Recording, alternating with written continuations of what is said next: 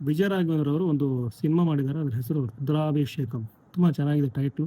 ವೀರಗಾಸೆ ಈ ಒಂದು ಚಿತ್ರದಲ್ಲಿ ತುಂಬ ಪ್ರಮುಖವಾದ ಪಾತ್ರವನ್ನು ನಿರ್ವಹಿಸುತ್ತೆ. ಆ ಪಾತ್ರನೂ ಕೂಡ ವಿಜಯ ರಾಘವೇಂದ್ರ ಅವರು ಮಾಡಿರುವಂಥದ್ದು. ವೀರಗಾಸೆ ಪಾತ್ರ ಈ ಹಿಂದೆ ದರ್ಶನ್ ಅವರು ಮಾಡಿದರು.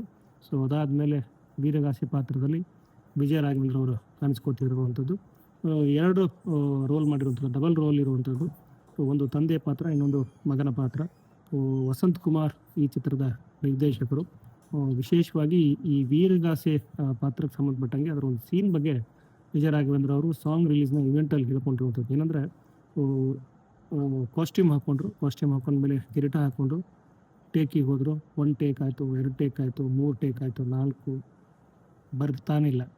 5ನೇ ಟೇಕ್ ಕೂಡ ಓಕೆ ಆಗಲಿಲ್ಲ. ಸೊ ಒಬ್ಬರು ಕಿವಿ ಬಂದು ಹೇಳ್ತಾರೆ, ವಿಜಯ ರಾಘವೇಂದ್ರ ಅವ್ರ ಕಿವಿಯಲ್ಲಿ ಬಂದು, ಸೊ ಹೀಗೆ ಮಾಡಿ ಅಂತೇಳಿ ವಿಜಯ ರಾಘವೇಂದ್ರ ಅವರು ಹೇಳಿದ ಹಾಗೆ ಮಾಡಿದ ಮೇಲೆ 6ನೇ ಟೇಕ್ ಓಕೆ ಆಗುತ್ತೆ. ಸೊ ಕಿವಿಯಲ್ಲಿ ಬಂದು ಹೇಳಿದಂಥ ವಿಷಯ ಏನು ಅಂತಂದರೆ, ನಿಮ್ಮ ಕಿರೀಟವನ್ನು ತೆಗೆದು ಪಕ್ಕಕ್ಕಿಡಿ, ಸೊ ಅದಕ್ಕೆ ಒಂದು ನಮಸ್ಕಾರ ಹಾಕಿ ನಂತರ ಹಾಕ್ಕೊಳ್ಳಿ, ನಿಮ್ಮ ಸೀನ್ ಏನಿದೆ ಅದು ಚೆನ್ನಾಗಿ ಬರುತ್ತೆ, ಸೊ ಮಾಡಿ ಅಂತ ಹೇಳ್ತಾರೆ.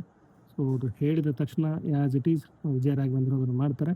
ಸೊ ಮಾಡಿದ ಮೇಲೆ ಆ ಒಂದು ಟೇಕ್ ಓಕೆ ಆಗುತ್ತೆ. ಅಲ್ಲಿ ನಂಬಿಕೆ, ಸೊ ಆ ನಂಬಿಕೆ ಇಡೀ ಸೆಟ್ಟಲ್ಲಿತ್ತು. ಹಾಗೆಯೇ ನಿರ್ಮಾಪಕರಿಗೆ ಕತೆ ಮೇಲೆ ನಂಬಿಕೆ ಇತ್ತು. ಆ ನಂಬಿಕೆಯ ಆಧಾರದ ಮೇಲೆ ಈ ಒಂದು ಸಿನಿಮಾ ಆಗಿರುವಂಥದ್ದು. ಆ ನಂಬಿಕೆಯನ್ನು ಸೊ ಇದ್ದಾಗ ಅಥವಾ ನಂಬಿಕೆ ಇದ್ದಾಗ ಇಡೀ ಒಂದು ಸಿನಿಮಾದ ಕೆಲಸ ಸುಗಮವಾಗಿ ಸುಲಭವಾಗಿ ಆಗುತ್ತೆ ಅನ್ನೋದನ್ನು ವಿಜಯ ರಾಘವೇಂದ್ರ ಅವರು ಹೇಳ್ಕೊತಾರೆ. ಸೊ ಈ ಚಿತ್ರದಲ್ಲಿ ಪ್ರಿಯಾಂಕಾ ತಿಮ್ಮೇಶ್ ಇವರಿಗೆ ಜೋಡಿಯಾಗಿರುವಂಥದ್ದು. ಈ ಚಿತ್ರಕ್ಕೆ ಸಂಬಂಧಪಟ್ಟಂಗೆ ಸದ್ಯಕ್ಕೆ ಇರುವಂಥ ಒಂದು ಸಾಂಗು ಕೂಡ ರಿಲೀಸ್ ಆಗಿರುವಂಥದ್ದು. ಸದ್ಯಕ್ಕಿರುವಂಥ ಮಾಹಿತಿ ಏನಂತಂದರೆ,